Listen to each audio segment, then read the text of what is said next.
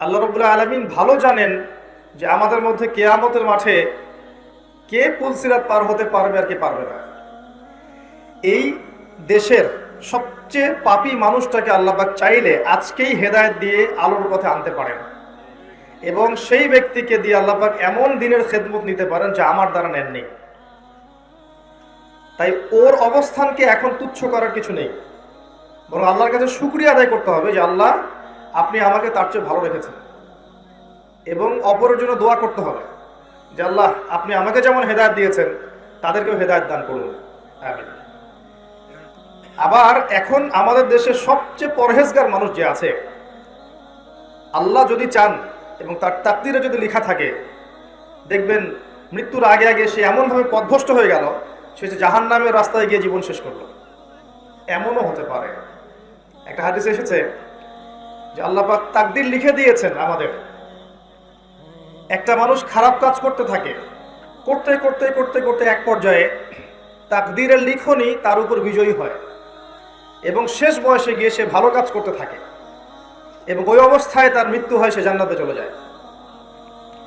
আবার একজন ব্যক্তি ভালো কাজ করতে থাকে, ভালো কাজ করতে করতে করতে এক পর্যায়ে ভাগ্যের লিখনই তার উপর বিজয়ী হয়, এবং শেষ বয়সে সে আল্লাহ দ্রোহিতা, কুফর, শিরিক, হারাম এগুলোর মধ্য দিয়ে অতিবাহিত করে জাহান্নামে প্রবেশ করে। তাকদীর দেখা যায়, বিশ্বাস করা যায় না। আপনি বিশ্বাস করবেন কেন? আমি যদি বলি তাকদীরকে তো চোখে দেখা যায় না, পরীক্ষাগারে পরীক্ষা করা যায় না। পশ্চিমারা আমাদেরকে যে শিখিয়েছে যে পরীক্ষা নিরীক্ষা, যুক্তি, বিজ্ঞান এবং দর্শন এগুলোর মধ্য দিয়ে যা লাভ করা যাবে সেটাই হলো জ্ঞান, সেটাই সত্য। যেটা চাক্ষুষ দেখি না এটা সত্য না। তাদের মতে আল্লাহকে দেখা যায় না, এই কারণে আল্লাহকে বিশ্বাস করি না। কারণ আল্লাহকে পরীক্ষাগারে ল্যাবরেটরিতে বসে আপনি প্রমাণ করতে পারবেন না। পারবেন? পারবেন না। কিন্তু আপনি যদি অন্তর্দৃষ্টি সম্পন্ন হন, ওই সাগর পাড়ে দাঁড়ালেই বুঝতে পারবেন একজন ইলাহ আছেন, তাই না? এই পুরো মহান সৃষ্টি অটোমেটিকলি হতে পারে? হতে পারে না। তাদের যুক্তি মতে আল্লাহ, ফেরেশতাগণ, এই যে রূহ বা আত্মা, আপনার কবরের আযাব, জাহান্নামের আগুন, আপনার ইল্লিন, সিজ্জিন, ঠিক আছে, এই মিজান, পুলসিরাত ইত্যাদি, যেগুলো আমরা দেখি না, গায়েবের বিষয়, অদৃশ্য, এগুলোকে তারা বিশ্বাস করবে না। কারণ তাদের বিশ্বাসের মানদণ্ড হচ্ছে পরীক্ষা নিরীক্ষা, পর্যবেক্ষণের মধ্য দিয়ে যদি উতরিয়ে না আসতে পারে সেটা সত্য না। এটার মধ্যে কি আপনি বিশ্বাস করছেন? এটাকে বিশ্বাস করলেন? যদি এই বিশ্বাস থেকে থাকে, তারপরে 5 ওয়াক্ত সালাত আদায় করেন, এখন পর্যন্ত মুসলিম হতে পারেন না। কথা বুঝতে পারেননি মনে হয়। আর আমাদের বিশ্বাসের মানদণ্ড হচ্ছে আল্লাযীনা ইউমিনুনা বিল গায়বি, যারা অদৃশ্যে বিশ্বাস করে। ইমানের পিলার 6টা: আল্লাহ, মালায়েকা মানে ফেরেশতা মণ্ডলী, আসমানি কিতাবসমূহ, নবী রাসূলগণ, পরকালের জীবন, তাকদীরের ভালো মন্দ। এই 6টার কোনোটাই কি আপনি চোখ দিয়ে দেখেছেন? আল্লাহকে দেখেছেন? কোন ফেরেশতাকে দেখেছেন কখনো? জিনকে দেখেছেন? রূহ বা আত্মাকে দেখেছেন? আল্লাহর পক্ষ থেকে মানুষ সত্য স্বপ্ন কেন দেখে ব্যাখ্যা করতে পারবেন? পারবেন? পারবেন না।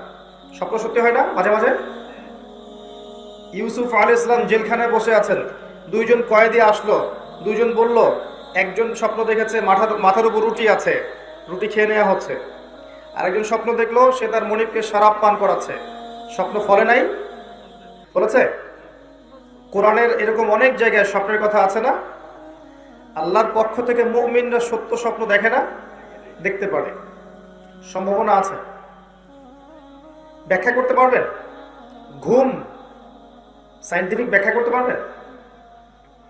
ওই সময় আপনার রূহটা কোথায় যায়, কে নিয়ে যায়, কে ফেরত দেয়, ব্যাখ্যা করতে পারবেন?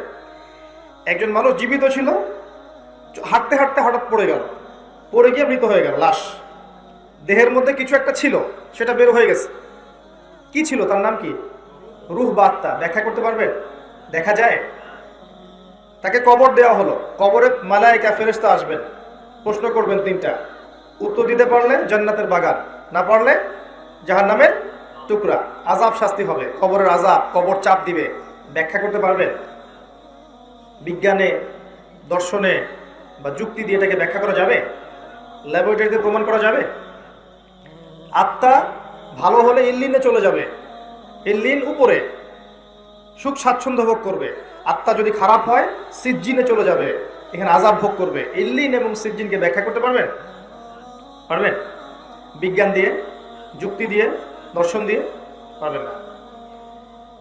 কিয়ামতের মাঠে মানুষ উঠবে, 50,000 বছর মানুষ দাঁড়িয়ে থাকবে, সূর্য কাছে চলে আসবে, ঘাম দিয়ে টাকনু, হাঁটু, বুক, গলা ভিজে যাবে। আমল নামা ছুড়ে দেয়া হবে, কারো ডান হাতে, কারো বাম হাতে। পুলসিরাতে স্থাপন করা হবে, জাহান্নামকে নিচে রাখা হবে আর জান্নাতকে পুলসিরাতের পরে। এগুলোকে ব্যাখ্যা করা যাবে? দেখেছেন কখনো? জান্নাতের হুর পরি দেখেছেন? জান্নাতের নাজ নিয়ামত দেখেছেন? জাহান্নামের শাস্তি দেখেছেন? জাহান্নামে যে হিংস্র শাস্তি দেওয়ার জন্য আল্লাহ পাক হিংস্র জীবজন্তু রেখেছেন, দেখেছেন কখনো?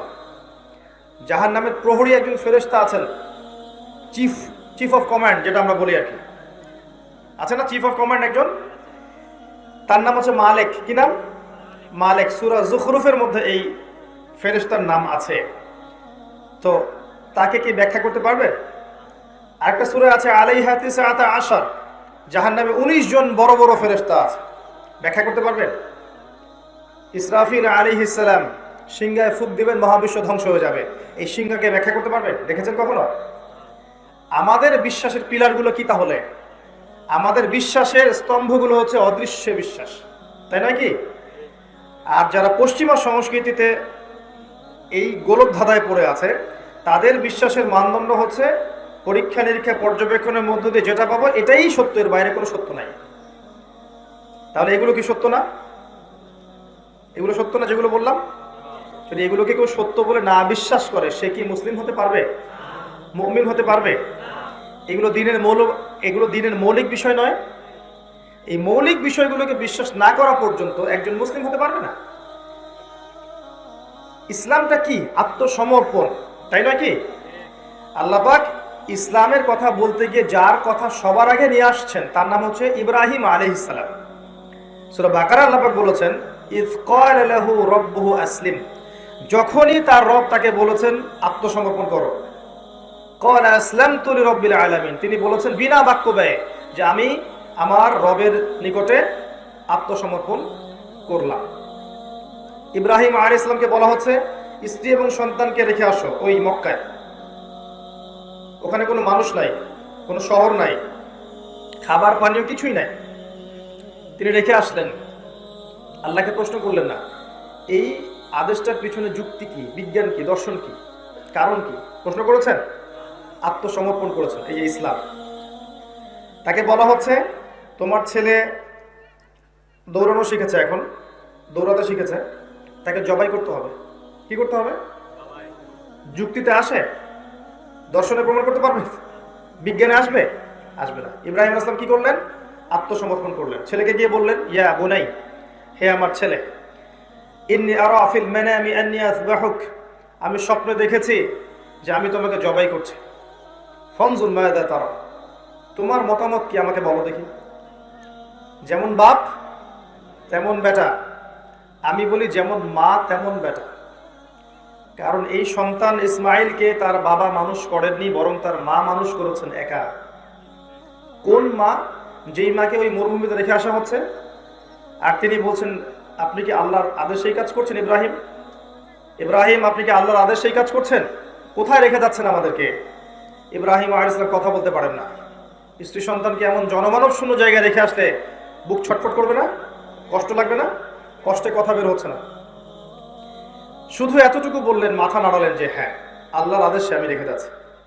তখন ওই মা, ইসমাইল আলাইহিস সালামের মা হাজেরা আলাইহিস সালাম, তিনি বলছেন ঠিক আছে, তাহলে আল্লাহ আমাদেরকে ধ্বংস করবেন না, আমি আল্লাহর প্রতি তাওয়াক্কুল করলাম, আল্লাহই আমাদের হেফাজত করবে ইনশাআল্লাহ। এই হলো মা। তারপর সাফা মারওয়া যে সাইর ঘটনা জানেন? একবার সাফা থেকে মারওয়া, মারওয়া থেকে সাফা, যারা হজ করেছেন এখানে অনেকেই তাওয়াফ করেছেন না? যদি সাফা মারওয়া তাওয়াফ না, সাই, যদি সাফা মারওয়া সাই করার সময় এই ফিলিংসটা না আসে যেটা হাজারা আলাইহিস সালামের সেই কাজ, তাহলে এটা জগিং হবে, তাই না? রূহটা পাবে না। ওখানকার শিক্ষাটা কি? এটা হচ্ছে হাজারা আলাইহিস সালামের সেই স্মৃতি আল্লাহ পাক কিয়ামত পর্যন্ত রেখে দিয়েছে। ওই যে এক মা তার সন্তানকে পানি পান করানোর জন্য ছুটেছেন, সেই যে দৃশ্যটা হৃদয় বিদারক, আল্লাহ পাক কিয়ামত পর্যন্ত রেখে দিয়েছে। দেখেন নাই? ওই যে ইব্রাহিম আলাইহিস সালাম শয়তানকে পাথর মারলেন না, মনে আছে? তিনি জবাই করতে যাচ্ছেন, তখন শয়তান ধোঁকা দিচ্ছে না, তখন তিনি পাথর ছুড়লেন। ওই যে পাথর ছোড়ার যে সংস্কৃতি, আমল, এটা কিয়ামত পর্যন্ত আল্লাহ পাক রেখে দিয়েছেন। দেখেন নাই? এই যে ছেলেকে জবাই করতে যাচ্ছেন, আল্লাহর পক্ষ থেকে অন্য একটা প্রাণী জবাই হলো না, সেই যে ঈদুল আজহার সেই সুন্নাত কিয়ামত পর্যন্ত থাকবে না? থাকবে। এভাবে আল্লাহ পাক আল্লাহর মনোনীত বান্দাদেরকে, আত্মসমর্পণকারী বান্দাদেরকে, তাদের আমলকে, তাদের আকীদা আদর্শকে যুগ যুগ ধরে টিকিয়ে রাখেন। বলেন সুবহানাল্লাহ। ইব্রাহিম আলাইহিস সালাম এখানে প্রশ্ন করেননি কেন, কি জন্য, কি যুক্তি, কি দর্শন, কিছু না। আল্লাহ পাক আদেশ করেছেন, করে ফেলেছেন। তখন ওই ছেলে বলছে, ইসমাইল, ইয়া বাতি, হে আমার বাবা, ইফআল মা তুমার, আপনাকে যে আদেশ করা হয়েছে আপনি করুন। সাতাজিদুনি ইনশাআল্লাহু মিনাস সাবিরিন, ইনশাআল্লাহ আপনি আমাকে ধৈর্যশীল পাবেন। এরকম একটা ছেলে দেখাতে পারবেন এখন? পাবজি, ফ্রি ফায়ার, আপনার ফ্রি মিক্সিং, গার্লফ্রেন্ডের পেছনে সময় ব্যয় করা, সারা রাত পর্নোগ্রাফি দেখা, জুয়া খেলা, ক্যাসিনোতে যাওয়া, জেনা করা। জেনা তো বুঝেন, জেনার হিসেব নেই, কতগুলো মেয়ের সাথে অবৈধ সেক্স করেছে, হিসেব নেই। জেনা, পর্ন, মাদক, আপনার অহেতুক খেলতামাশায় ব্যস্ত থাকা, আপনার ইউটিউবে পড়ে থাকা, ফেসবুক নিয়ে পড়ে থাকা, সারাদিন অনলাইনে গুতাগুতি করা, পড়াশোনা করা মন দিয়ে না করা, ছাত্র জীবনেই মাদক সেবন শুরু করা, কিশোর গ্যাং তৈরি করা, এই কাজগুলো কারা করছে? যারা এই কাজগুলো করছে এরা কি অমুসলিম? এরা কি হিন্দু না বৌদ্ধ না খ্রিস্টান? এই যুব সমাজ, এই মুসলিম যুব সমাজ কি কখনো ইসমাইল হতে পারবে? শুধু আল কোরআনের আলো ঘরে ঘরে জালো স্লোগান দিলেই কাজ হবে না। যতক্ষণ পর্যন্ত আপনি এই বিপুল পরিমাণ সংখ্যক এই যুব সমাজকে, পরবর্তী প্রজন্মকে আল্লাহর দ্বীনের পথে ফেরাতে না পারছেন, ততক্ষণ পর্যন্ত শুধু স্লোগান দিয়ে কাজ হবে না। যখন প্রত্যেকটা যুবক কোরআন পড়তে জানবে, ইনশাআল্লাহ অর্থ বুঝবে, কোরআনের হকগুলো আদায় করবে, আদেশ মানবে, নিষেধগুলো বর্জন করবে, দেখবেন অটোমেটিকলি কোরআনের আলো ঘরে ঘরে জ্বলে গেছে। অটোমেটিকলি, চাপ প্রয়োগ করতে হবে না আপনাকে। জ্ঞানের একটা বিপ্লব দরকার, পড়াশোনার একটা বিপ্লব দরকার এখন। তো ওইদিকে আমি পরে আসছি। আপনাকে বোঝাচ্ছিলাম যে ইসলাম হচ্ছে আত্মসমর্পণের নাম। ইব্রাহিম আলাইহিস সালাম প্রশ্ন করেননি বেশি আল্লাহ পাক। ইবলিস কি করেছিল? উল্টা প্রশ্ন করেছিল, কেন সেজদা করব, কেন সেজদা করব, আমি তো আগুন দিয়ে সৃষ্টি, ও তো মাটি দিয়ে সৃষ্টি। এই যে অহংকার, আল্লাহর আদেশকে যুক্তি দিয়ে, বিজ্ঞান দিয়ে, দর্শন দিয়ে কাউন্টার দেয়া, এই যে সংস্কৃতি, এই সংস্কৃতির কারণেই কিন্তু ইবলিস কি হলো? ইবলিস কি হলো? অভিশপ্ত হয়ে গেল, কাফের হয়ে গেল। পক্ষান্তরে আদম আলাইহিস সালাম, নূহ আলাইহিস সালাম, নবী মূসা, নবী ঈসা, নবী হুদ, নবী শুআয়ব, দাউদ, সুলাইমান, ইব্রাহিম, মুহাম্মদ সাল্লাল্লাহু আলাইহি ওয়াসাল্লাম, তারা কি আল্লাহর আদেশের বিরুদ্ধে যুক্তি, বিজ্ঞান, দর্শন উপস্থাপন করতেন? করতেন না।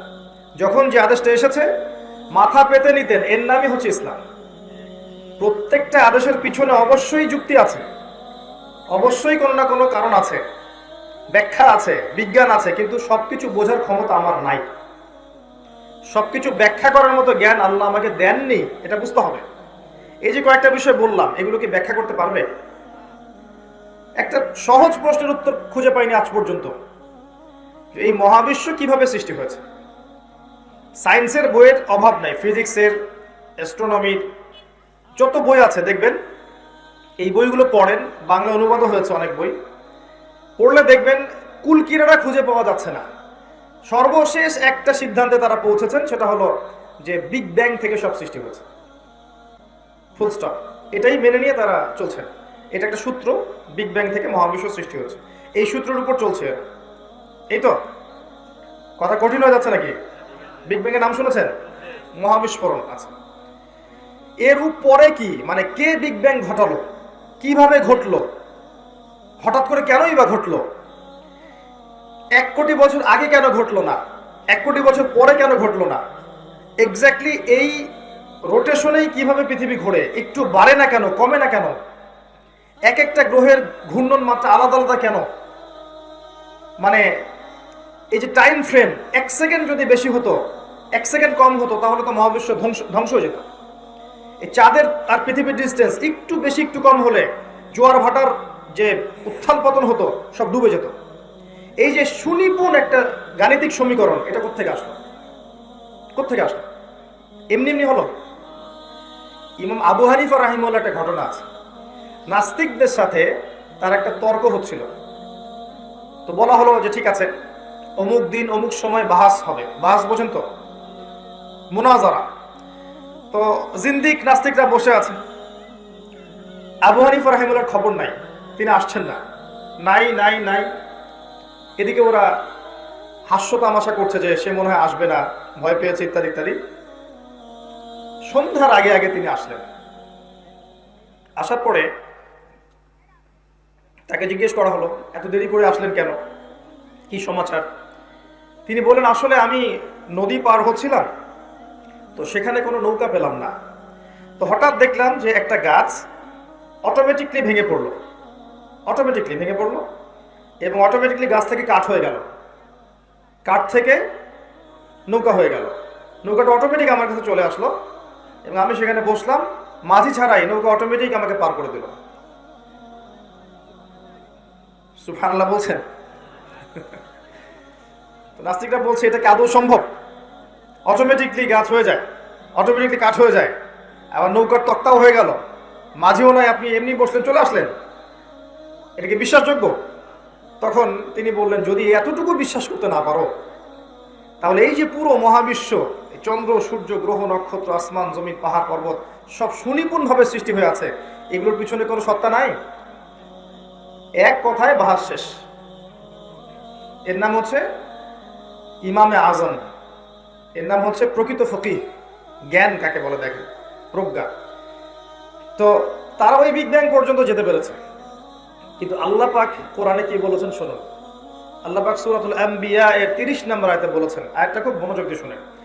আল্লাহ পাক বলেছেন, আওয়ালাম ইয়ারাল্লাযীনা কাফারু, যারা কুফরি করেছে ওরা কি ভেবে দেখে না, আন্নাস সামাওয়াতি ওয়াল আরদা কানাতা রাতকান ফাফাতাকনাহুমা, যে এই আসমান সমূহ এবং এই পৃথিবীটা একটা বিন্দুর মধ্যে ছিল, একত্রিত ছিল, অতঃপর আমি এটাকে বিস্ফোরিত করে দিয়েছি। কি বুঝলেন? আসমান সমূহ এবং এই জমিন একটা বিন্দুতে ছিল, একটা জায়গায় মিলিত ছিল, আমি এটাকে বিস্ফোরিত করে দিয়েছি। ওয়াজআলনা মিনাল মাই কুল্লা শাইইন হাই, এবং প্রত্যেক জীবন্ত বস্তুকে বা প্রাণীকে আমি সৃষ্টি করেছি পানি দ্বারা। কি দ্বারা? পানি দ্বারা। আফালা ইউমিনুন, তবুও কি তারা বিশ্বাস করবে না? তো আল্লাহ পাক এখানে এটাই বলছেন যে ওরা যেটা বললো যে বিগ ব্যাং থেকে সব সৃষ্টি হয়েছে, আর আল্লাহ বলতে চাচ্ছেন এই বিগ ব্যাং অটোমেটিকলি হয়নি, বরং আমি ঘটিয়েছি।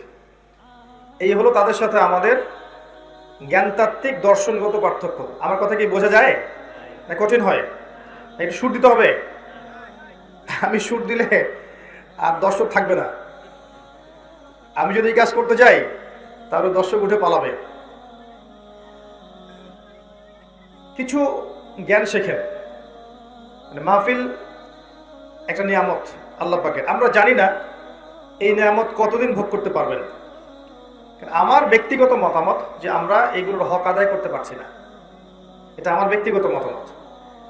আর আমার মতামতের সাথে আপনাকে একমত হতে হবে জরুরি না।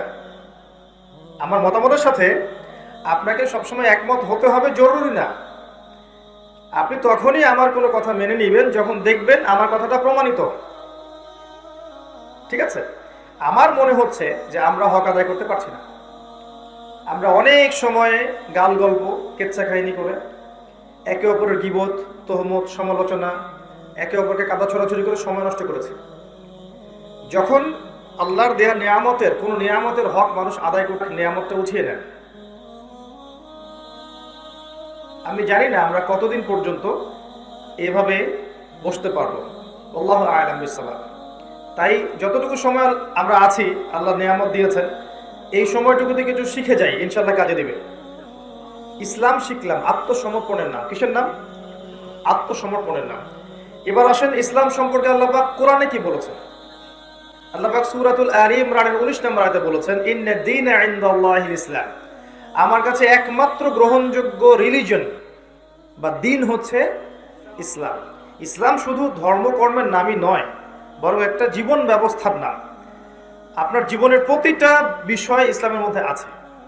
আপনি কিভাবে ইবাদত করবেন, কিভাবে আপনি ব্যবসা বাণিজ্য করবেন, কিভাবে আপনি মুআমালাত করবেন, পরিবার চালাবেন, সমাজ চালাবেন, এভরি সিঙ্গেল সেক্টর ইসলামে কিন্তু আছে, আছে না? আপনি যদি মানে একটু গভীরভাবে হাদিসের কিতাবগুলো পড়েন, দেখবেন যে মাথার চুলটা কতটুকু রাখা সুন্নত, কিভাবে আচরাতে হবে, এতটুকু পর্যন্ত কিন্তু ইসলামে বলা আছে। কিভাবে আপনাকে বাথরুম করতে হবে সেটাও ইসলামে বলা আছে। কিভাবে আপনি খানা খাবেন এটাও ইসলামে বলা আছে। কিভাবে আপনি বাসা থেকে বের হবেন ইসলামে বলা আছে। কিভাবে আপনি আল্লাহর জিকির আজগার করবেন বলা আছে। কিভাবে আপনি সালাত আদায় করবেন, যাকাত দিবেন, হজ করবেন, উমরা করবেন, পরিবার চালাবেন, প্রতিবেশীর খোঁজ খবর নেবেন, আত্মীয়দের সম্পর্ক বজায় রাখবেন, সবকিছু কি আছে ইসলামে বলা আছে। এমনকি ইসলামে এটাও বলা আছে কিভাবে একটা মুসলিম রাষ্ট্র বিশ্বের সাথে ডিল করবে, একটা মুসলিম রাষ্ট্র কিভাবে বিশ্বকে চ্যালেঞ্জ করবে, বিশ্বের বুকে কিভাবে মাথা তুলে দাঁড়াবে, এই তত্ত্বপত্রও দেয়া আছে কোরআন এবং হাদিসে। আমাদের দুর্ভাগ্য হচ্ছে আমরা সেগুলো নিতে পারছি না। এটা আমাদের ব্যর্থতা, ইসলামের ব্যর্থতা নয়। কার ব্যর্থতা? আমাদের ব্যর্থতা। আল্লাহর ব্যর্থতা নয়, তার রাসূলের ব্যর্থতা নয়, বরং আমরা ব্যর্থ। ওমর রাদিয়াল্লাহু আনহু আমিরুল মুমিনিন, ইসলামের দ্বিতীয় খলিফা, রাতের বেলা তাহাজ্জুদ পড়তেন, আবার রাতের একটা অংশ অল্প একটু বিশ্রাম নিতেন, নিয়েই আবার বের হয়ে পড়তেন জনগণের খোঁজ খবর নেওয়ার জন্য। দেখছেন যে এক মা চুলার উপরে হাঁড়ি বসিয়ে রেখেছে, হাঁড়িতে কিছু নাই, বাচ্চাটা কাঁদছে। গল্পটা জানেন না? এটা প্রসিদ্ধ গল্প, কিন্তু প্রসিদ্ধ কাহিনী, বিভিন্ন কিতাবে এসেছে। তো তিনি গিয়ে জিজ্ঞাসা করলেন, কি সমস্যা, বাচ্চা কাঁদছে কেন, খাবার কোথায়? এই মহিলা বলছে, ওয়াল্লাহি হাযা বাইনি ওয়া বাইনা ওমর, আল্লাহর কসম করে বলছি এই অবস্থাটা আমার ওমরের আর আল্লাহর মাঝখানের ব্যাপার। মানে এ অভিযোগ করছে আল্লাহর কাছে ওমর সম্পর্কে রাদিয়াল্লাহু আনহু। সে তো চিনতে পারেনি যে এই ব্যক্তি ওমর রাদিয়াল্লাহু আনহু। কথা বুঝতে পারছেন? আচ্ছা, এবার ওমর রাদিয়াল্লাহু আনহু একটু ভয় পেয়ে গেলেন, মানে বিচলিত হয়ে পড়লেন যে আমার ব্যাপারে আল্লাহর কাছে দাবি রাখলে তো সমস্যা না। তিনি এমন মানুষ ছিলেন যিনি বলেছিলেন যে ইরাকের ফোরাত নদীর কিনারায় যদি কোনো ছাগলের বাচ্চা না খেয়ে মারা যায়, আমি ভয় পাই যে আল্লাহ পাক সেজন্য আমাকে জবাবদিহি করাতে পারেন। এমন ছিলেন তিনি, আমিরুল মুমিনিন।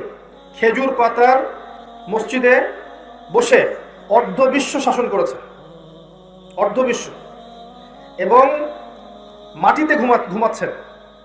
তার ব্যাপারে একটা প্রসিদ্ধ কথা আছে, হাকামতা আদালতা আমিনতা ফানিমতা। হে ওমর, তুমি বিচার কার্য পরিচালনা করেছো, ন্যায় বিচার করেছো, নিরাপত্তা দিয়েছো, এরপর ঘুমিয়েছো।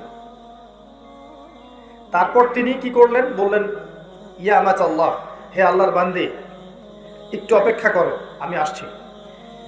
তিনি চলে গেলেন মদিনায়, গিয়ে ওই যে রিলিফ দেয় না, রিলিফ ত্রাণ রাষ্ট্রীয় কোষাগার থেকে, সেখান থেকে একটা বড় বস্তা খাদ্য, জব বা গম এই টাইপের নিজের কাঁধে ওঠালেন। নিজের কাঁধে, অ্যাসিস্ট্যান্টের কাঁধে নয়, নিজের কাঁধে, গাড়িতে করেও নয়, পায়ে হেঁটে কাঁধের মধ্যে এই বস্তাটা নিয়ে তিনি হেঁটে হেঁটে যাচ্ছেন ওই মহিলার বাসা পর্যন্ত। তার পাশে একজন সাহাবী ছিলেন, তার নাম ছিল আসলাম রাদিয়াল্লাহু আনহু। ইনি বলছেন যে, ইয়া আমিরুল মুমিনিন আনা আহমিলু, হে আমিরুল মুমিনিন, আমাকে দেন, আমি বহন করছি। তখন ওমর রাদিয়াল্লাহু আনহু বলছেন, হাল আনতা তাহমিলু উযরি ইয়াওমাল কিয়ামা, তুমি কি কিয়ামতের দিন আমার পাপ বহন করবে?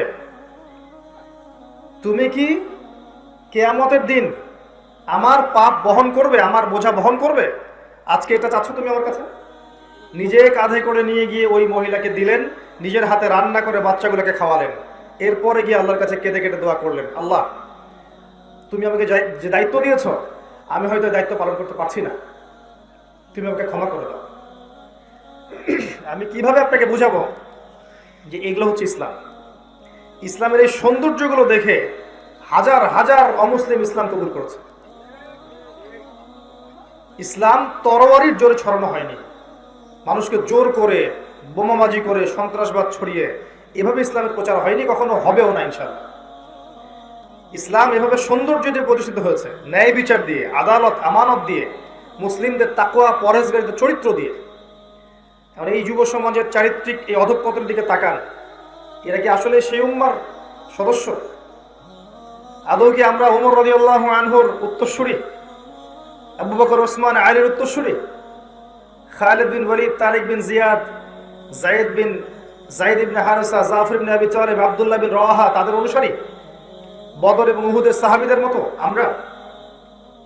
আমাদের উচিত নিজের চেহারা আগে আয়নায় দেখা, কারণ প্রত্যেকটা নফসকে মৌতের স্বাদ গ্রহণ করতে হবে।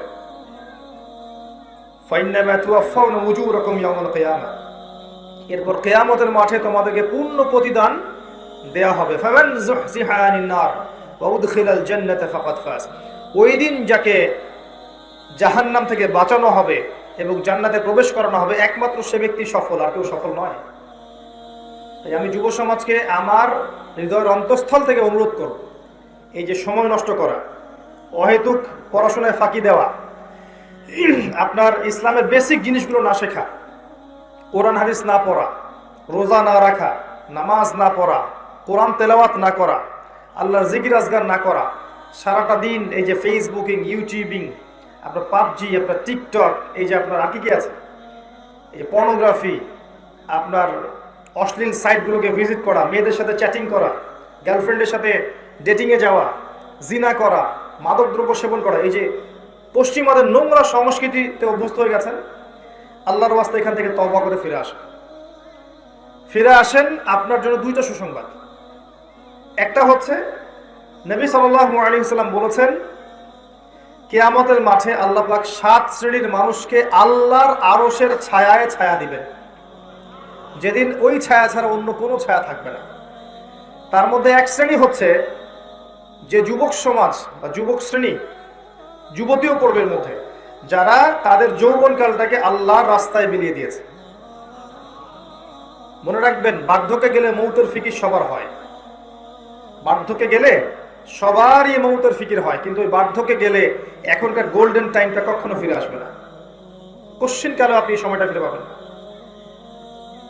আরেকটা হচ্ছে যে আল্লাহ পাক সেই যুবককে দেখে বিস্মিত বোধ করেন, যেই যুবক তার প্রবৃত্তির চাহিদাকে দমন করেছে এবং যৌবনকালটাকে আল্লাহর পথে দিয়ে দিয়েছে। যুবক বয়সের ইবাদতের এত মূল্য আল্লাহর কাছে, এত মূল্য যে এই সময়টাতে মানুষ যা ইচ্ছা তাই করতে পারত, কিন্তু যুবক শ্রেণী আল্লাহকে ভয় করে, তার রাসূলকে ভালোবেসে, রাসূলের সুন্নাহগুলোর উপর আমল করলে, নামাজ পড়লে, রোজা রাখলে, তাহাজ্জুদ পড়লে, জিকির করলে, সৎ কাজের আদেশ করলে, অসৎ কাজে নিষেধ করলে, জ্ঞান অর্জন করলে, তিলাওয়াত করলে, এক কথায় ন্যায়ের পথে থাকলে আল্লাহ পাক অফুরন্ত নেকি পুরস্কার দিবেন ইনশাআল্লাহ তাআলা। আর মনে রাখবেন প্রিয় ভাইয়েরা, দুনিয়ার জীবনে আমরা যাদেরকে নিয়ে বসবাস করি আর কি, প্রকৃত অর্থে তারা আমাদের আপন নন। আমাদের প্রকৃত আপন সত্তা হচ্ছেন আল্লাহ রাব্বুল আলামিন। আল্লাহর চেয়ে আপন আপনার কেউ নেই পৃথিবীতে। তো সেই আল্লাহকে আপন করে নেন, আপনি বুদ্ধিমান। আল্লাহকে বাদ দিয়ে অন্য সব কিছুকে আপন করে নেবেন, আপনার মৌতের পরে আপনাকে এরা ভুলে যাবে। আপনার মৃত্যুর পরে এরা আপনাকে খুব বেশি দিন মনে রাখবে বলে মনে হয় না, রাখলেও বছরে বছরে একদিন, কিন্তু আল্লাহ রাব্বুল আলামিন একটা মুহূর্ত আপনাকে ভুলে থাকবেন না। একটা হাদিস মনে পড়লো যে আল্লাহ পাকের কাছে 100টা রহমত আছে, মানে 100 ভাগ রহমত আছে, দয়া আছে, ভালোবাসা আছে। তার মধ্যে 1 ভাগ তিনি সৃষ্টি জগতের মধ্যে দিয়েছেন। ওই যে গাভী তার বাচ্চাকে চেটে পরিষ্কার করে না, কুকুর তার বাচ্চাকে দুধ খাওয়ায় না, ওই 1 ভাগ রহমতের জন্য, 1 ভাগ দয়ার কারণে। বাকি 99 ভাগ রহমত আল্লাহ পাক তার নিজের কাছে রেখেছেন, যেটা দিয়ে তিনি কিয়ামতের মাঠে বান্দার প্রতি রহম করবেন। আমরা আল্লাহর রহমত পাবো ইনশাল্লাহ। প্রয়োজন হচ্ছে তওবা করে ফিরে আসা। পাপ হবেই ভাই, জীবনে চলতে গেলে পাপ হবেই, উঠতে বসতে চলতে ফিরতে পাপ হতেই থাকবে, কিন্তু তওবাও হতে থাকবে ইনশাআল্লাহ। যত পাপ তত তওবা, যত পাপ তত তওবা। আপনি ঠান্ডা মাথায় এভাবে একটা কাগজ নিয়ে বসেন বাসায়, কাগজ নিয়ে বসে আপনি হিসেব করেন যে মনে করেন, অঙ্ক করেন, মনে করেন আপনার হায়াত 60 বছর, কথার কথা চলে গেছে 30 বছর, বাকি আছে কত বছর? 30 বছর। শেষের 5 বছর মাইনাস করেন। এই 5 বছর আপনি চাইলেও মনের মতো আমল করতে পারবেন না, ঠিক আছে? শরীরে শক্তি থাকবে না, আপনার রোগ ব্যাধি থাকবে, ডায়াবেটিস, ক্যান্সার, হার্ট স্ট্রোক ইত্যাদি। নাউজুবিল্লাহ, আল্লাহ পাক হেফাজত করুন। থাকতে পারে, সম্ভাবনা কি বেশি না? 25 আছে আপনার কাছে, 25কে আপনি মাস দিয়ে গুণ করেন, দিন দিয়ে গুণ করেন, দিনের হিসাব পাবেন, পাবেন না? এখানে দাঁড়িয়ে হিসাব করেন আগের জীবনে কোন বছর থেকে আপনার নামাজ ফরজ হয়েছিল, কত বছরের নামাজ আপনি পড়েন নাই, কত বছরের রোজা আপনি রাখেননি, কত যাকাত ফরজ ছিল দেন নাই, ঠিক আছে? পাপের যেগুলো পাপ মনে পড়ছে লিখেন। আমি অমুকের সাথে জেনা করেছি, আমি অমুক দিন অমুক অমুক জায়গায় মদ খেয়েছি, আমি অমুককে হত্যা করেছি, আমি অমুককে পিটিয়েছি, আমি কিশোর গ্যাংয়ে ছিলাম, আমি ক্যাসিনোতে গিয়েছি, আমি এটা করেছি, এটা করেছি, লিস্ট করেন। প্রত্যেকটা পাপ দেখবেন, এক একটা পাপের জন্য আপনি আল্লাহর কাছে আলাদা আলাদা করে আল্লাহর কাছে দোয়ায় বলবেন, আল্লাহ আমি ওই পাপ করেছিলাম, আল্লাহ আমাকে মাফ করে দাও, আমি ওই পাপ থেকে তওবা করছি আল্লাহ, আর জীবনে কখনো এই পাপ করবো না ইনশাআল্লাহ। এরকম করে তওবা করেন, তওবাটাকে ফিল করতে পারবেন। খালি মুখে যদি বলেন আস্তাগফিরুল্লাহ ওয়া আতুবু ইলাইহি, ফিল করতে পারবেন না। আপনি লিখেন, বুঝবেন যে আপনি কি কি করেছেন জীবনে। করা যাবে না এটা, যেগুলো মনে পড়ছে করা যাবে কিন্তু। এরপরে ওযু করবেন, করে সুন্দর করে 2 রাকাত সালাত পড়বেন, পরে চোখের পানি ছেড়ে আল্লাহর কাছে কান্নাকাটি করবেন যে আল্লাহ এই কাজ আমি করেছিলাম, আমি প্রত্যেকটা কাজ আমি আল্লাহ স্বীকার করছি যে আমি এগুলো ভুল করেছি। আল্লাহ তুমি আমাকে যত নিয়ামত দিয়েছো সব নিয়ামত স্বীকার করছি আল্লাহ। আমি যত পাপ করেছি, তোমার অবাধ্য হয়েছি, সব স্বীকার করছি আল্লাহ, তুমি আমার পাপগুলোকে মাফ করে দাও। এক মুহূর্তের মধ্যে আল্লাহ পাক মাফ করে দেবে ইনশাআল্লাহ। শুধু তাই না, আল্লাহ পাক বলেছেন যে আল্লাহ পাক এই সমস্ত গুনাহগুলোকে নেকি দিয়ে পরিবর্তন করে দিবেন ইনশাআল্লাহ। ইল্লা মান তাবা ওয়া আমানা ওয়া আমিলা আমালান সালিহান। আচ্ছা না, এটা সূরা ফুরকানে ইল্লা মান তাবা ওয়া আমানা ওয়া আমিলা আমালান সালিহান। তারা নয় যারা তওবা করেছে এবং ঈমান এনেছে এবং বেশি বেশি সৎ আমল করেছে। উলাইকা ইউবাদদিলুল্লাহু সাইয়্যাতিহিম হাসানাত। এরাই তারা যাদের সমস্ত গুনাহকে আল্লাহ পাক নেকি দিয়ে পরিবর্তন করবে।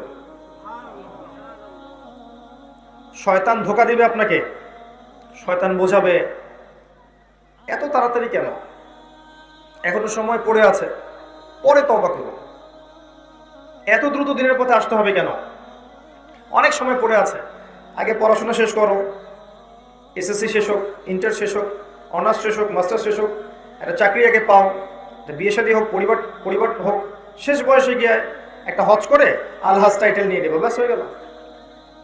শয়তান আপনাকে বুঝাবে অনেক কিছু। মনে রাখবেন, ইন্নাশ শাইতানা কানা লিল ইনসানি আদুওয়াম মুবিনা। নিশ্চয়ই শয়তান মানুষের প্রকাশ্য স্পষ্ট শত্রু, এর ধোকায় পা দিবেন। আর ইবলিস অনেক স্মার্ট, কারণ তার অনেক বয়স হয়ে গেছে, সে অনেক প্রবীণ এবং প্রজ্ঞা অর্জন করেছে আর কি। সে কিন্তু অনেক স্মার্ট, সে জানে কিভাবে মানুষকে পরস্খলিত করতে হয়। সে মানুষকে নেক্সট সুরতেও ধোকা দিতে পারে। নেক্সট সুরতে মনে হচ্ছে ভালো কাজ করছে আমি, দেখবেন এই ভালো কাজের মধ্যেও দেখবেন ধোকা দিয়ে ফেলেছে, এত স্মার্ট। তো আমি যে পয়েন্টটাতে কথা বলছিলাম যে যুব সমাজকে যদি ইব্রাহিমের মতো, ইসমাঈল আলাইহিস ইসলামের মতো, মুহাম্মদ সাল্লাল্লাহু আলাইহি ওয়াসাল্লামের আদর্শে উজ্জীবিত হয়ে জীবন করতে হয়, প্রথমে তওবা করতে হবে। খালেস তওবা করে সমস্ত পাপ ছেড়ে দিয়ে বাকিটা জীবন এই যে 25 বছরের টার্গেট করেন, এই 25 বছর আমি কি করতে চাই, আমার লাইফের গন্তব্য জান্নাত, জান্নাতে যেতে হলে আমার কি দরকার, আল্লাহর সন্তুষ্টি, আমি একটা জীবন পেয়েছি, এই 25 বছরের পর আমি আর থাকবো না পৃথিবীতে। এই সময়টুকুতে আমি কি করতে পারি নিজের জন্যে, নিজের পরিবারের জন্যে, আমার পরবর্তী প্রজন্মের জন্যে, ঠিক আছে, আমার উম্মার জন্যে, দেশের জন্যে বা রাষ্ট্রের জন্যে আমি কি করতে পারি, প্ল্যান করতে হবে। আমি কি কি পড়বো, এখন কোন কোন বই পড়বো, কোন কোন সাবজেক্ট পড়বো। পড়াশোনা করতে হলে আমাকে কার কার কাছে যেতে হবে লিখে ফেলেন। পড়াশোনার পরে আমি কিভাবে আমল করব, দিন রাত কেমন করে গোছাবো, 24 ঘন্টা রুটিন করে ফেলেন। তারপরে আপনি রিজিকের দরকার, আমি কি রিজিক চাচ্ছি, হালাল না হারাম, আমি হালাল চাচ্ছি। হালাল যদি চাই আমি হালাল জব খুঁজবো, হালাল ব্যবসা করব, হালাল কৃষিভিত্তিক কাজ করব, হালাল কিছু করব, হারামে যাব না। প্রত্যেকটা কাজ ক্যালকুলেশন করে করেন। বিয়ে করবো, এরপর আমি কাকে বিয়ে করব, এই জিন্স এবং টি শার্ট পরা মেয়েকে নাকি একটা পর্দাশীল মুত্তাকি মেয়েকে? এই যে মুত্তাকি মেয়েকে ঠিক চিহ্ন দিলেন, এবার আসেন মুত্তাকি মেয়ে খুঁজতে হবে। মুত্তাকি মেয়ে ফেসবুকে পাওয়া যাবে না, ওই মেসেঞ্জারে পাওয়া যাবে না, হোয়াটসঅ্যাপে, ইমো, ভাইবারে পাওয়া যাবে না। ওইখানে যোগাযোগ করতে হবে, উপরে যোগাযোগ করে বলতে হবে রব্বানা, বলেন হাবলানা মিন আজওয়াজিনা ওয়া যুররিয়াতিনা কুররাতা আয়ুন ওয়াজআলনা লিল মুত্তাকিনা ইমামা। সূরা ফুরকান শেষের দিকে আছে। এই দোয়া করতে থাকেন আল্লাহর কাছে, আল্লাহ পাক মিলাই দিবেন ইনশাআল্লাহ আযজা ওয়া জাল। ভুলেও ওই জিন্স এবং গেঞ্জি সংস্কৃতির মেয়েকে ঘরে তুলেন না, এই আপনার পরিবারটা জাহান্নামের টুকরা হয়ে যাবে। এই কাজ ভুলেও করতে যায় না। আর এটাও মনে রাখেন যে সব বোরখা মানেই মুত্তাকি পরহেজগার মেয়ে নয়, সব বোরখার পিছনেই দিনদার মেয়ে থাকে না, এটাও মাথা রাখবেন। ওইখানে কানেকশন করেন, ইনশাআল্লাহ আল্লাহ পাক ব্যবস্থা করে দিবেন ইনশাআল্লাহ। রিজিক কে দেয় ভাই?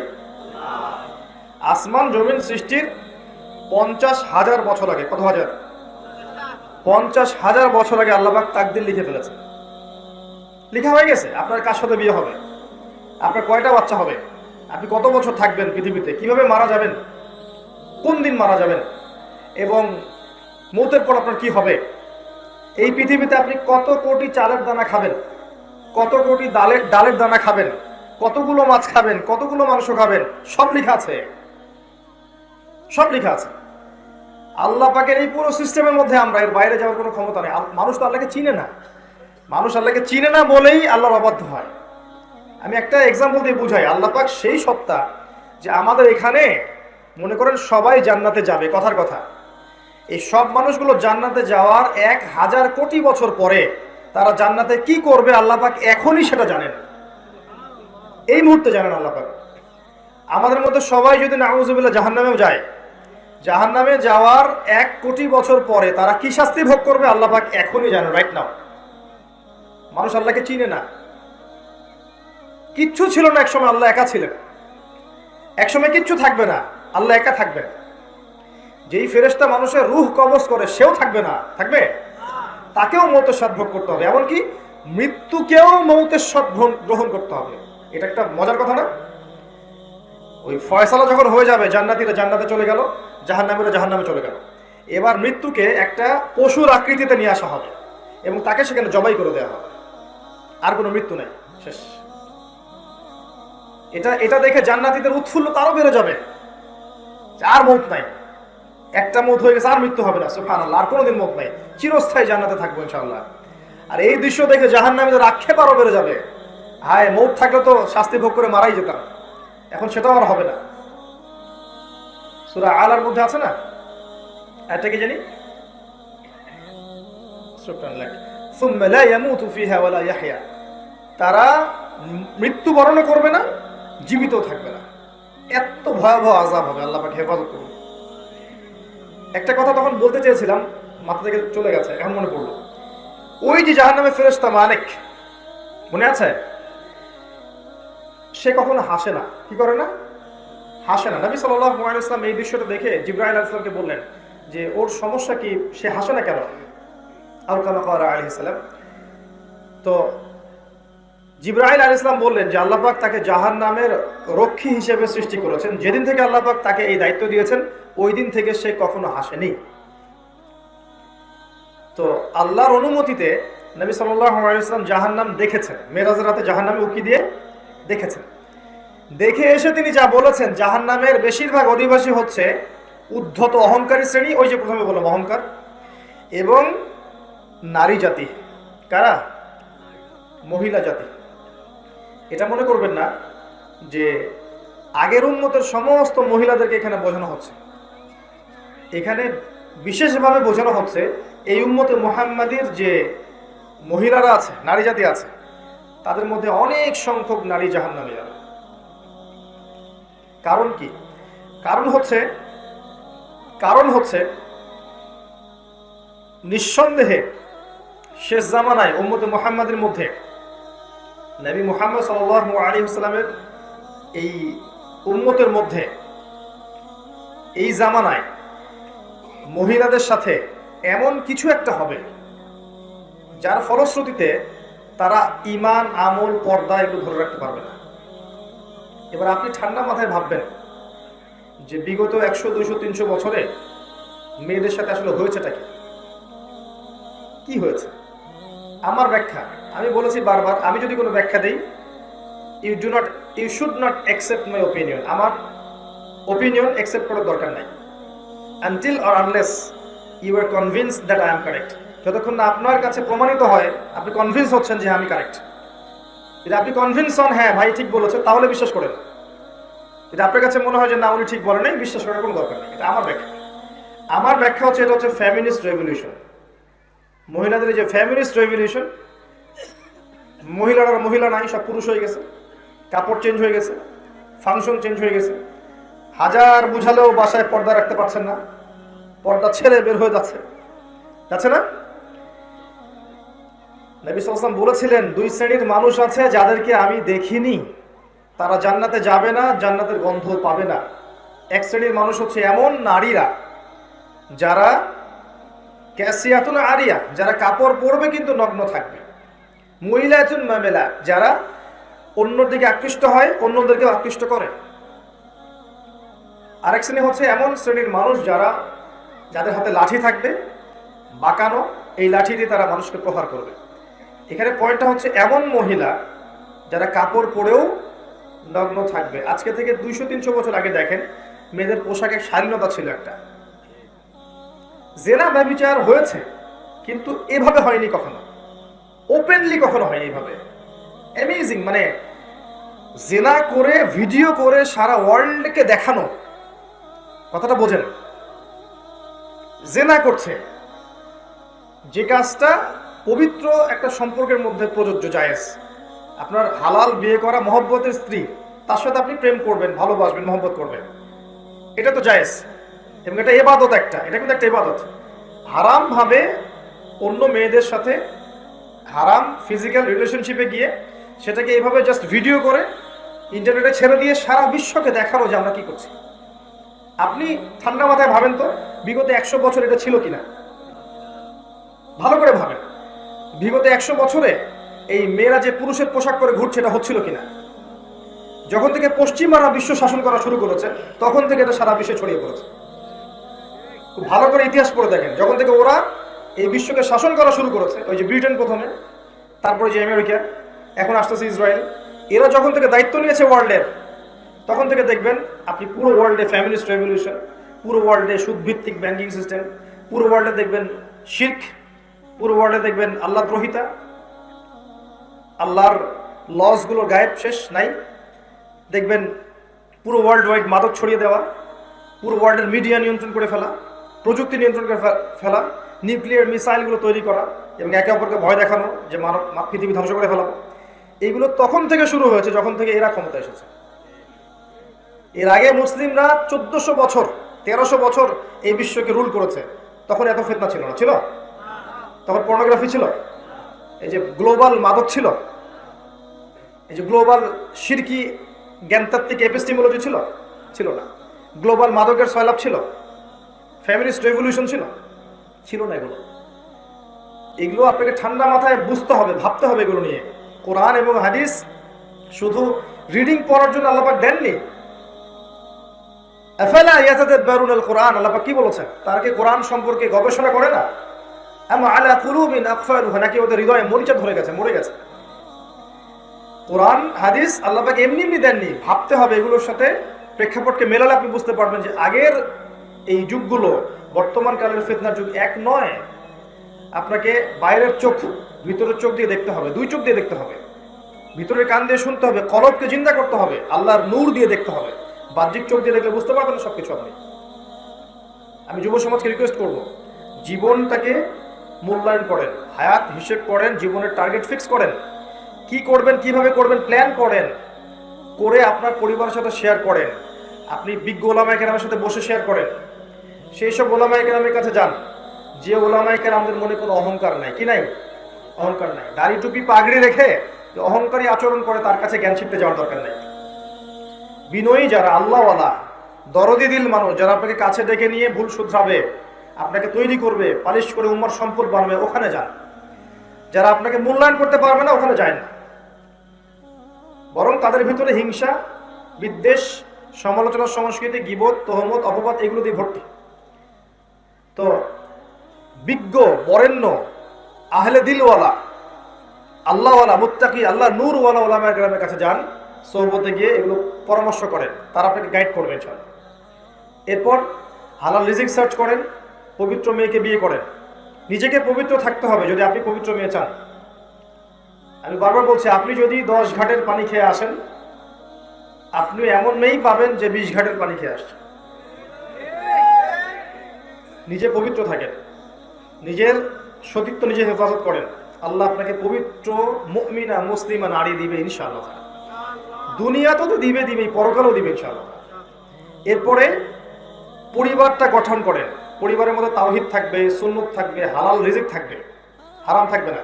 পরিবারের মধ্যে ইসলামী সংস্কৃতি থাকবে। বাচ্চা কাচ্চা থেকে ছোটবেলা থেকে মানুষ করেন। যে সময়গুলো আপনি পাননি, যে সুযোগগুলো আপনি পান নাই, সেটা আপনার বাচ্চাকে দেওয়ার চেষ্টা করেন। পারবেন না ইনশাআল্লাহ। আর বাচ্চা কাচ্চা নেওয়ার সময় খেয়াল রাখবেন যে সন্তান যেন সুসন্তান হয়। স্ত্রীর কাছে যাওয়ার সময় দোয়া পড়বেন, দোয়া খুব বড় জিনিস। এবং যখন সন্তান ধারণ করবে আপনার স্ত্রী, এই পুরো 9 মাস আপনি আল্লাহর কাছে দোয়া করবেন, রব্বি হাবলি মিনাস সালিহিন, রব্বি হাবলি মিনাস সালিহিন, রব্বি হাবলি মিনাস সালিহিন। দেখবেন ইনশাআল্লাহ সুসন্তান হবে। এরপর সন্তানদেরকে মানুষ করেন, মেয়ে হোক ছেলে হোক। আমরা মেয়ে হলে অনেকে মুখ কালো হয়ে যায় নাকি? এখনো মেয়ে হলে মুখ কালো হয়ে যায়? মেয়ে সন্তানের চেয়ে সৌভাগ্যবান পিতা আছে। আমাদের নবী সাল্লাল্লাহু আলাইহি ওয়াসাল্লাম কন্যা সন্তানের পিতা, তাই নয় কি? তিনি তার মেয়ে ফাতিমা রাদিয়াল্লাহু আনহাকে কত মহব্বত করতেন না?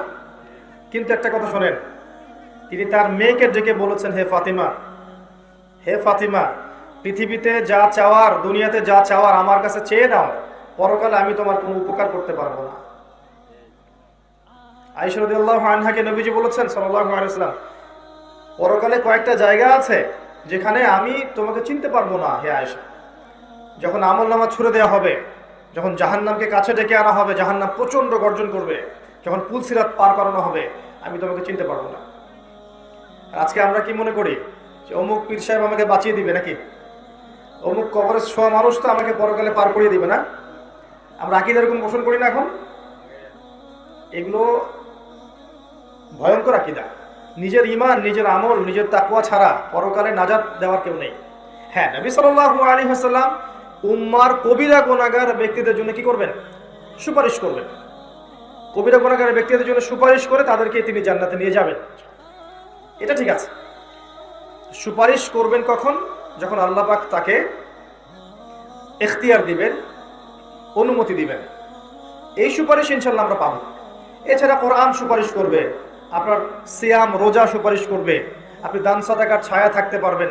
ওই যে বললাম, যৌবনকাল আল্লাহর পথে দিলে আরো সে ছায়া থাকতে পারবেন। কোরআনওয়ালা যারা আহলে কোরআন, কোরআনের হাফেজ, আহলে কোরআন, এরাও সুপারিশ করতে পারবে। আল্লাহ পাক ইখতিয়ার দিবেন, তারা নিজের ক্ষমতায় পারবে এমন নয়। আল্লাহ যখন তাদেরকে সম্মানিত করবেন, তার কিছু মানুষকে জাহান্নাম থেকে নিয়ে যেতে পারবেন জান্নাতে, আল্লাহ অনুমতি দিবেন, আল্লাহ তাকে সম্মানিত করবেন।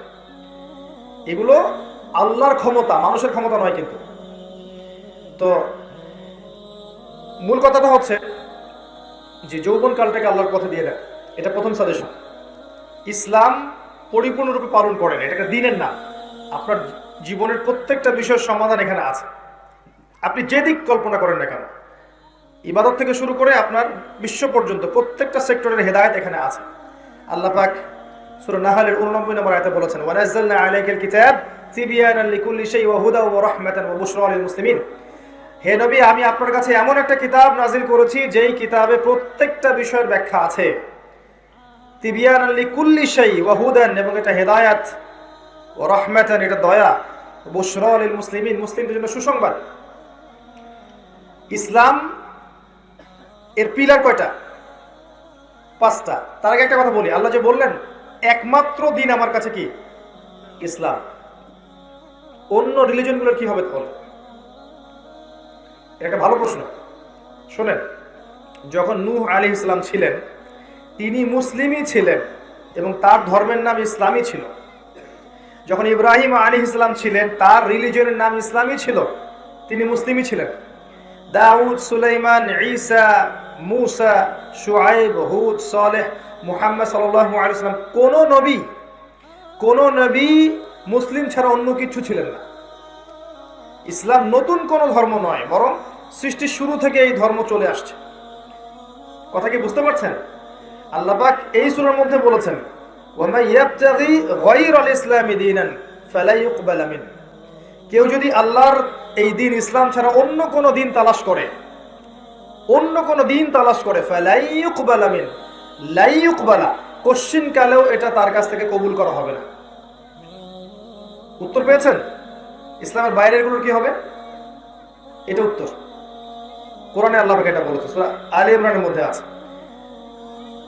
আল্লাহ আরো বলেছেন যে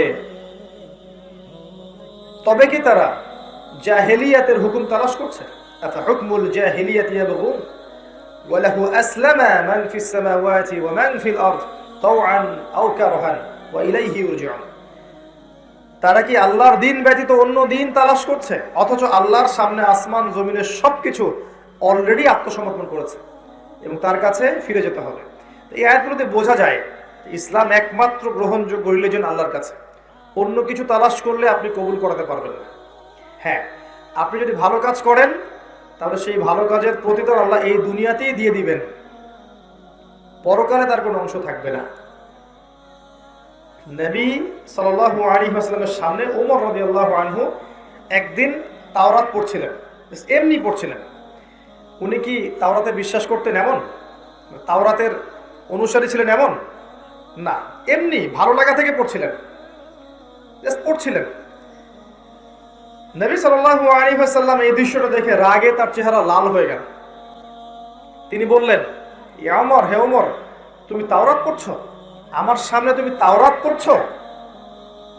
লাউ কানা মূসা হাইয়ান, যদি মূসা যার উপর তাওরাত নাযিল হয়েছিল এই মূসা যদি এখন জীবিত থাকতো, ফাত্তাবা'তুমুহু, আর তোমরা তার অনুসরণ করতে, ওয়া তারাকতুমুনি, আর আমাকে ছেড়ে দিতে, লা দালালতুম আন সাওয়াইস সাবিল, তাহলে তোমরা সঠিক পথ থেকে বিচ্যুত হয়ে যেতে। লাউ কানা মূসা হাইয়ান, যদি মূসা এখন জীবিত থাকতো তাহলে ওয়াদরাকা নবুয়তি, এবং আমার নবুয়ত পেত, লাত্তাবা'আনি, অবশ্যই তার উপর কর্তব্য ছিল আমার অনুসরণ করা। কথা কি বুঝতে পারছেন? মূসা, দাউদ, সুলাইমান, অন্য সম্প্রদায়ের বইপত্র তো অনেক দূরের কথা। সেই নবীগণ যদি এখন জীবিত থাকেন, পৃথিবীতে আবার আসেন, তাদের জন্য কোরআন হাদিস এর বাইরে কিছু অনুসরণ করা জায়েজ হবে না। এমনকি ঈসা ইবনে মারইয়াম যখন আসবেন, তিনি কি নতুন ধর্ম নিয়ে আসবেন? ওই ঈসা আলাইহিস সালাম যে আবার আসবেন আপনারা জানেন তো নাকি? বিশ্বাস করেন?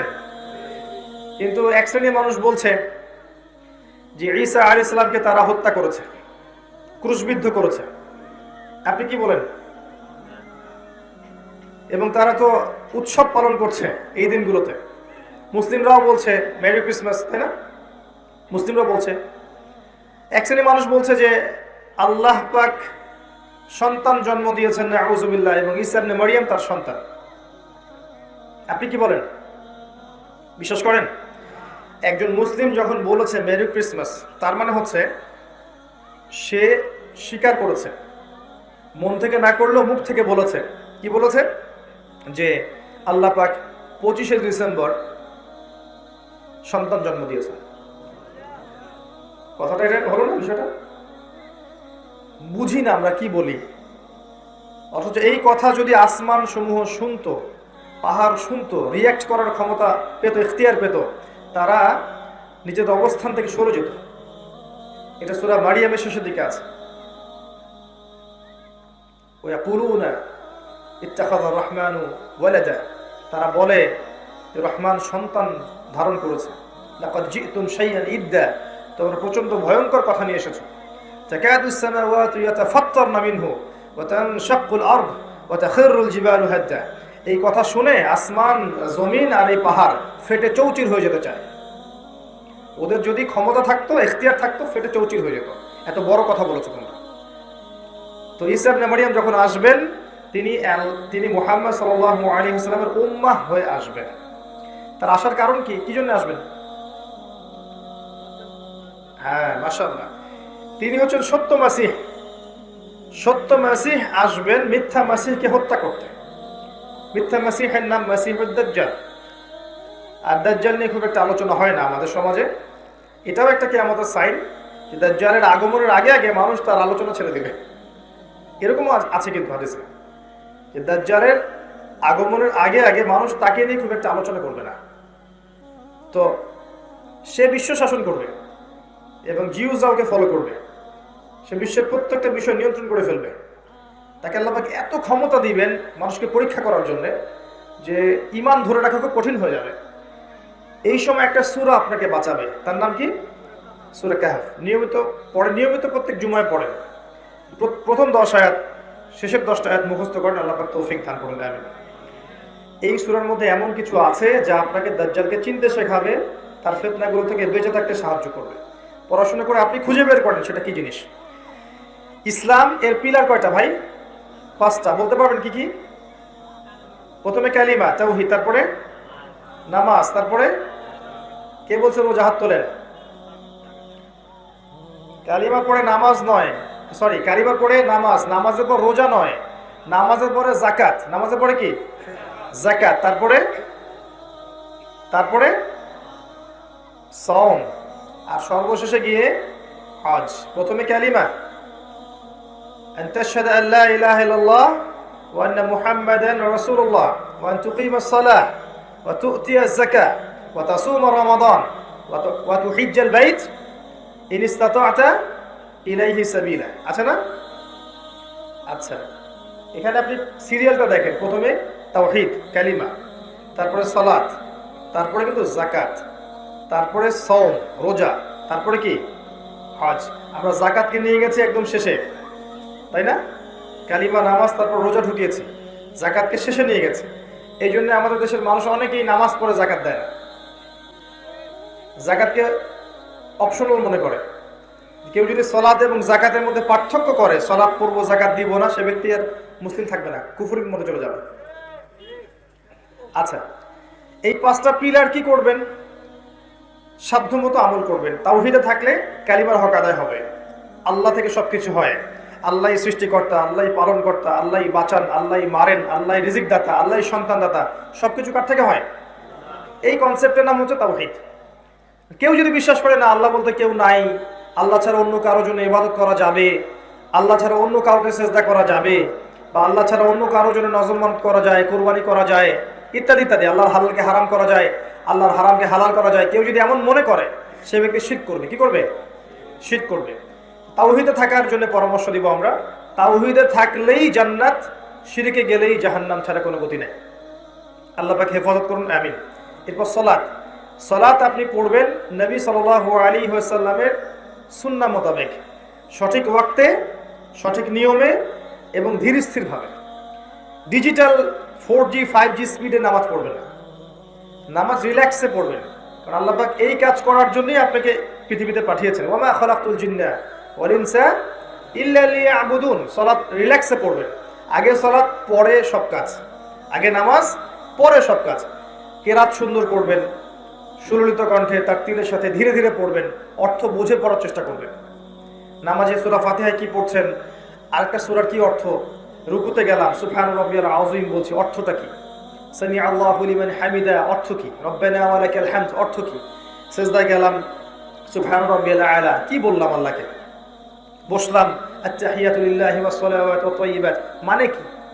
আল্লাহুম্মা সাল্লি আলা মুহাম্মাদ ওয়া আলা আলি মুহাম্মাদ কামা সাল্লাইতা আলা ইব্রাহিম ওয়া আলা আলি ইব্রাহিম ইন্নাকা হামিদুম মাজিদ, মানে কি? আল্লাহুম্মা ইন্নী যালামতু নাফসি যুলমান কাসীরা, এগুলোর অর্থ কি? এই যে পুরো সালাতে কতগুলো কথা আপনি আরবিতে বলছেন না? সব আরবি দিয়ে বলছেন, একদম আল্লাহু আকবার থেকে শুরু করে আসসালামু আলাইকুম রাহমাতুল্লাহ পর্যন্ত আরবি কথা বলছেন না? এইগুলোর অর্থ যদি আপনি বুঝতেন, আপনার সালাতের মনোযোগ 80% বেড়ে যেত। মনে করেন আমার সামনে একজন পলিটিক্যাল নেতা আছেন এবং তিনি সম্মানিত, আমাকে দাওয়াত করেছেন, আমি গেলাম, তিনি সামনে বসে আছেন, আমি এখানে বসে আছি।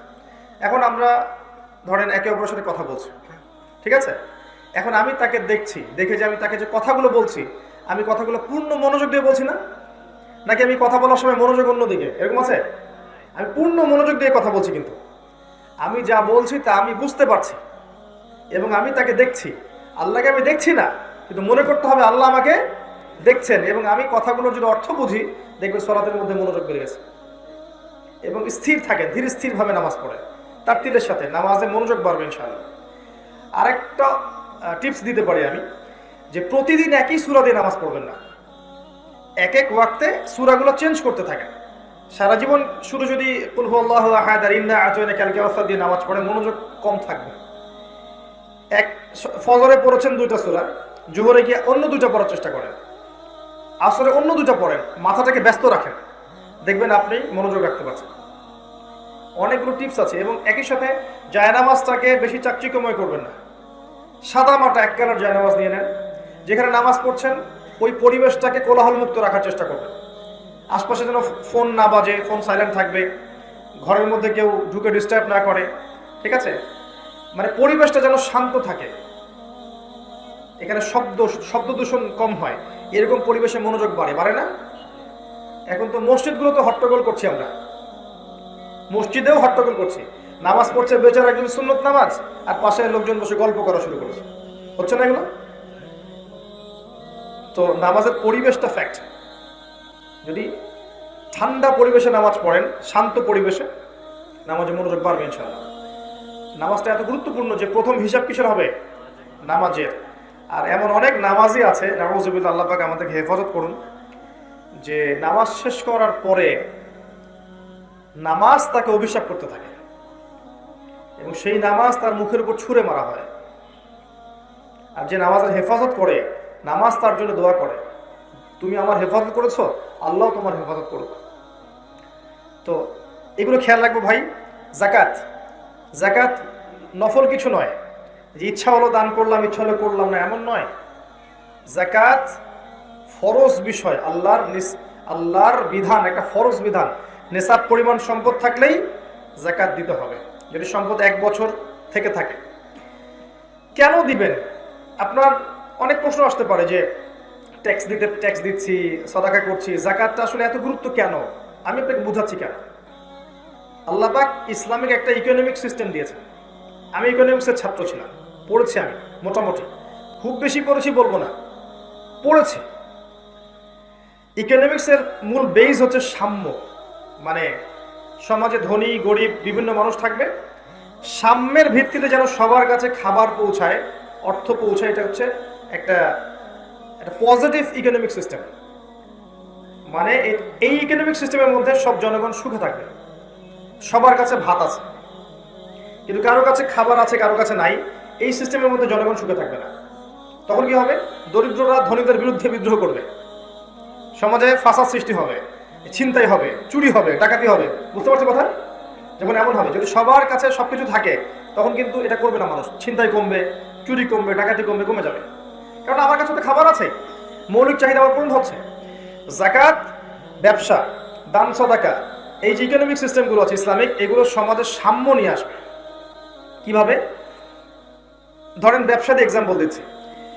আল্লাহ পাক ব্যবসাকে হালাল করেছেন, আর সুদকে কি করেছেন? হারাম করেছেন। আমি আপনাকে 100 টাকা দিলাম এবং আপনাকে 1 মাস সময় দিলাম, 1 মাস পরে আপনি 100 টাকার জায়গায় আমাকে 150 টাকা দিচ্ছেন, এটা হচ্ছে সুদ, ঠিক আছে? আর আমি আপনাকে 100 টাকা দিলাম, দিয়ে বললাম এটা দিয়ে ব্যবসা করেন।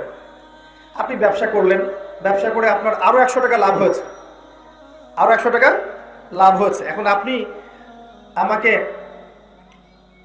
লাভের অর্ধেক 50 টাকা দিলেন, এটা কিন্তু সুদ নয়, এটা ব্যবসা। যদি আপনি ব্যবসা করে 100 টাকা লাভ না করে 50 টাকা লস করতেন, তাহলে আমাকেও লসের 25 টাকার ভাগ নিতে হতো।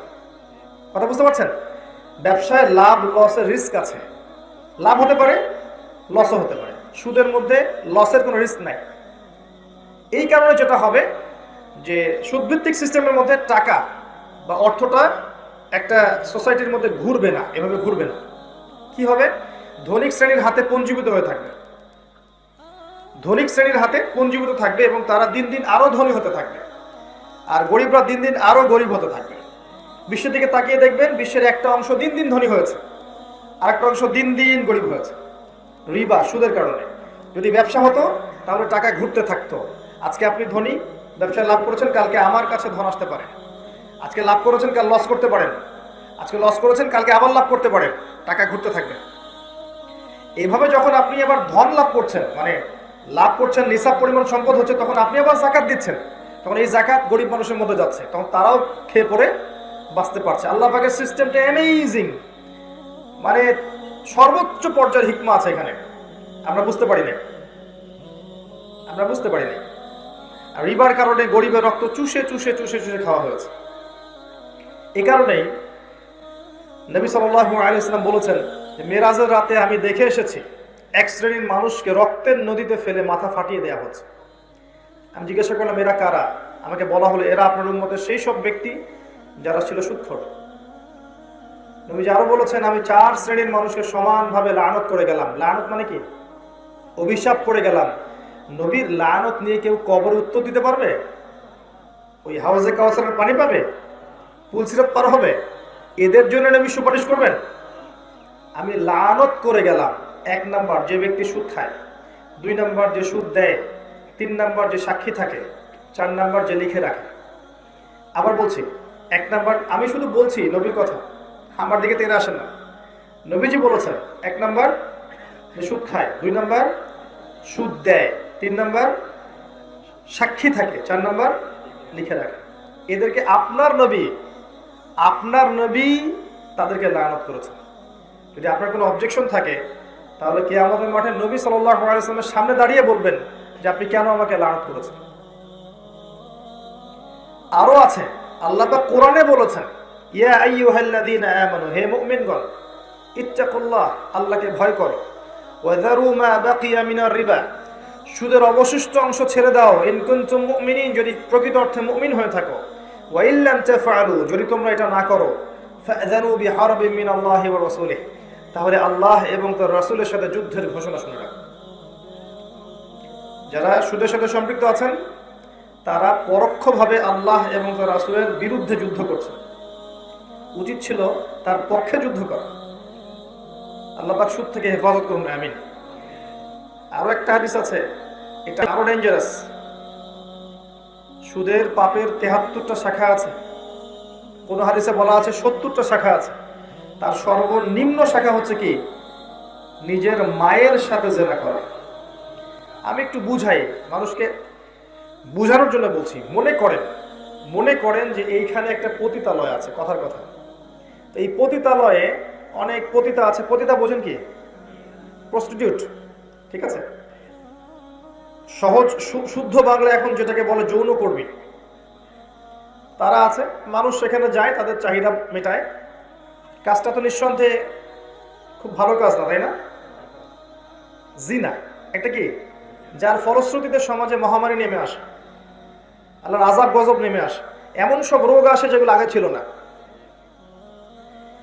এখন এই বিল্ডিং এর মধ্যে ধরেন কিছু মানুষ এগুলো ডাটা লিখে রাখছে, কে আসছে কে যাচ্ছে, কে আসছে কে যাচ্ছে। কিছু মানুষ সাক্ষী আছে, হ্যাঁ এগিয়ে দিচ্ছে, হ্যাঁ তুমি যাও এর পরে, আচ্ছা তারপর তুমি যাও, এই তোমার কাস্টমার অমুক, এই তোমার কাস্টমার অমুক, লিখে রাখছে। এই যে একটা সিস্টেম, মনে করেন একটা বিল্ডিং, এখানে কিছু প্রস্টিটিউট আছে, এখানে ম্যানেজার আছে, ক্যাশিয়ার আছে, দালাল আছে, গেটম্যান আছে, হ্যাঁ এরা সবাই এই সিস্টেমটার সাথে জড়িত। আপনি কি এদের কারো বাসায় খাবার খাবেন? এদের কারো ইনকাম কি হালাল? এখন মনে করেন ওই প্রস্টিটিউটদের মধ্যে সবাই বিভিন্ন জনের মা, নাউজুবিল্লাহ। আপনি কি আদৌ এই সিস্টেমটাকে সমর্থন করবেন? নবী সাল্লাল্লাহু আলাইহি ওয়াসাল্লাম বলছেন, রিবা হচ্ছে এমন পাপ যে নিজের মায়ের সাথে জিনা করবে। আমি আর কিভাবে বোঝাতে পারবো আমি জানি না। আমি সর্বোচ্চটা বলার চেষ্টা করলাম, এর চেয়ে ভদ্রভাবে বলার ভাষা আমার নাই। আমাকে আল্লাহ পাক অত জ্ঞান হয়তো দেননি। এই সিস্টেমটা যত নোংরা, সুদভিত্তিক পুরো সিস্টেমটাই এমন নোংরা, তার চেয়েও নোংরা, কারণ এটা সবচেয়ে নিম্ন শাখা, আর সর্বোচ্চ শাখা তো উপরে আছেই পড়ে। তো যাকাত আপনাকে কি করবে? এই রিবা থেকে দূরে রাখবে। যাকাত যত বাড়বে, বিশ্বাস করেন বাংলাদেশে এমন মানুষ আছে যাদের এরকম হাজার হাজার মানুষের যাকাত ফরজ হয়ে আছে এখন এই মুহূর্তে। যদি এই অর্থগুলো সুশৃঙ্খলভাবে কালেক্ট করা যেত, প্রত্যেক বছর ম্যাসিভ ম্যাসিভ মেগা প্রজেক্ট করা যেত দেশের মধ্যে, সম্ভব ছিল। কিভাবে হবে? আমরাই তো দিচ্ছি না, আমরা নিজেরাই তো দিতে চাই না। এখানে কি তারা আমাদেরকে চাপ দিয়ে জাকাতের টাকা নিবে না, নিজেই তো দিতে যাচ্ছি না আমরা। তো এখানে উপরের মহলের দিকে চোখ দিয়ে তো লাভ নাই, নিজেই তো জাকাত দিচ্ছি না আমরা অনেকেই জাকাত দিচ্ছি না, অনেকে জানি না এটা ফরজ। একটা সোসাইটির জাকাতের টাকা একত্রিত করেন, আপনি এই সমাজের অনেক উন্নয়নমূলক কাজ করতে পারবেন। এবং এটা প্রতি বছর আসবে, এক বছর না, পরের বছর আবার আসবে, তারপরের বছর আবার আসবে, তারপরের বছর আবার আসবে, আসতেই থাকবে। এবং এই টাকাগুলো যাবে গরিবদের হাতে। তখন একটা সাম্য তৈরি হবে, আপনিও খাবেন, সেও খাবে। তখন চুরি কমবে, ছিনতাই কমবে, ডাকাতি কমবে, রাহাজানি কমবে, এবং দুর্ভিক্ষ থাকবে না ইনশাআল্লাহ। আল্লাহ পাকের একটা সিস্টেম অনেক হিকমার সাথে দেওয়া হয়েছে। আমরা ইকোনমিক্স হয়তো পড়ি না, বুঝি না, এই জিনিসগুলো জানি না। আল্লাহ পাক বোঝার তৌফিক দান করেন, আমিন। আর এরপর কি? সওম। দুটো বলে শেষ করছি। সওমে কি? আমরা অনেকে মনে করি যে না খেয়ে থাকা, পিপাসার্থ থাকা, স্ত্রী সহবাস ত্যাগ করার নাম রোজা, তাই না? শোনেন, প্রকৃত অর্থে এগুলো তো আছেই, তারপরেও আল্লাহ পাকের যাবতীয় নিষেধগুলোকে বর্জন করার নাম হচ্ছে সওম। রোজা রেখে কেউ যদি সুদ খায়, রোজা হবে? রোজা রেখে কেউ যদি গীবত করে, রোজা হয়? রোজা রেখে মিথ্যা বলে রোজা হয়? রোজা রেখে কেউ জিনা করলে রোজা হবে? তো এই যে আল্লাহ পাকের নিষেধগুলো, এগুলোকে বর্জন করতে হবে না? এগুলোকে ছেড়ে দিয়েও আমরা যে না খেয়ে আছি, খাবার পানীয় ছেড়ে স্ত্রী সহবাস ত্যাগ করেছি, তখন আমরা আধ্যাত্মিকত্ব লাভ করছি, আল্লাহ নূর লাভ করছি, আত্মশুদ্ধি অর্জন করছি, এবং একই সাথে গরিবের কষ্টও ফিল করছি না? এবং এর এত ফজিলত আল্লাহ পাক বলেছেন যে একটা দিন যে ব্যক্তি আল্লাহর সন্তুষ্টির জন্য রোজা রেখেছে, আল্লাহ পাক জাহান্নামকে তার থেকে অনেক দূরে সরিয়ে দিবেন ইনশাআল্লাহ। তো আর যুবকদেরকে বলবো যে সওম বেশি বেশি রাখার চেষ্টা করেন, এটা আপনার প্রবৃত্তিকে নিয়ন্ত্রণ করবে। যারা বিয়ে করতে পারছে না, হালাল রিজিকের চেষ্টা করেন, পাশাপাশি রোজা রাখেন। রোজা রাখলে আপনার প্রবৃত্তি নিয়ন্ত্রিত থাকবে ইনশাআল্লাহ আজ্জা ওয়া জাল। আমি সওমের ব্যাপারে এতটুকু বলবো, আর রমাজান মাসে ইনশাআল্লাহ ডিটেলস বলা যাবে আল্লাহ তৌফিক দিলে। এতটুকু বলবো যে এই সময়টাতে, রমাজান মাসে কোরআনকে বেশি সময় দিতে হবে। এটা কোরআন নাজিলের মাস, তাই না? শাহরু রমাদান আল্লাযী উনজিলা ফীহিল কোরআন, এই মাসে কোরআন নাজিল হয়েছে।